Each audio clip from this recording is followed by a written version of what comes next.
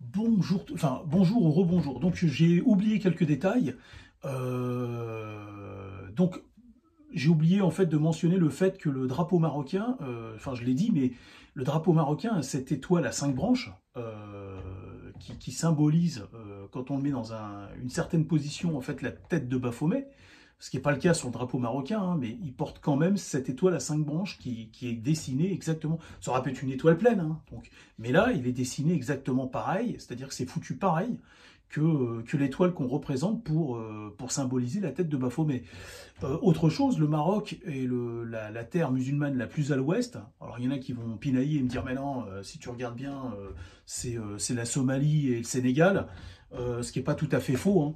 On pourra dire, ouais, mais c'est la Somalie et le Sénégal qui sont du côté en face du Brésil, qui est aussi une terre chrétienne.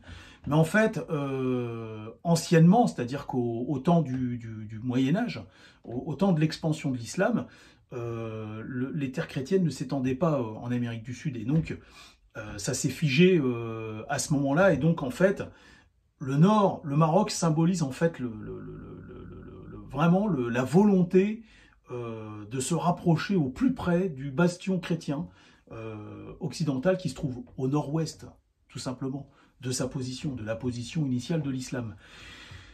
Alors ça, déjà de une, je voulais remettre à niveau par rapport à ça, faire une extension de la vidéo, parce que j'ai oublié ce détail très important, et j'ai oublié un détail qui est très important aussi, c'est que les fameux LGBT dont je vous parlais, qui ont la même apparence physique, qui ont des similitudes physiques, pardon, pas la même apparence, mais des similitudes physiques avec l'entité Baphomet, aujourd'hui se joignent aux manifestations des islamistes.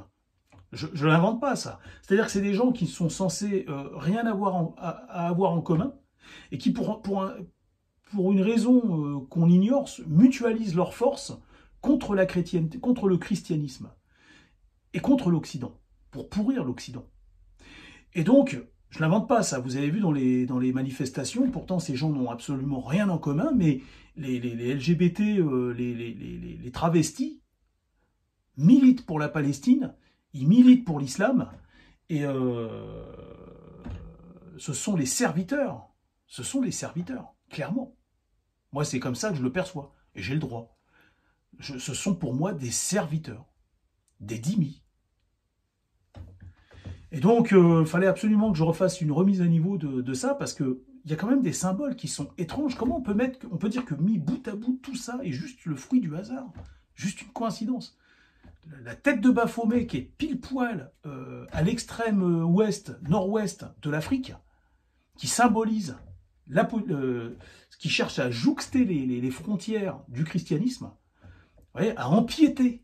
C'est un symbole, hein, c'est symbolique, hein, avec la tête de Baphomet, l'étoile à 5 branches, et ces LGBT qui se font refouler par l'islam et qui pourtant soutiennent et mutualisent, viennent renforcer les manifestations, sont clairement du côté de l'islam, ces gens-là.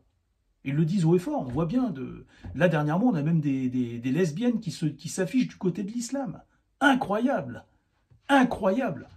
Ce sont leurs serviteurs, les serviteurs du mal. Je vous dis à bientôt et je vous laisse méditer sur tout ça.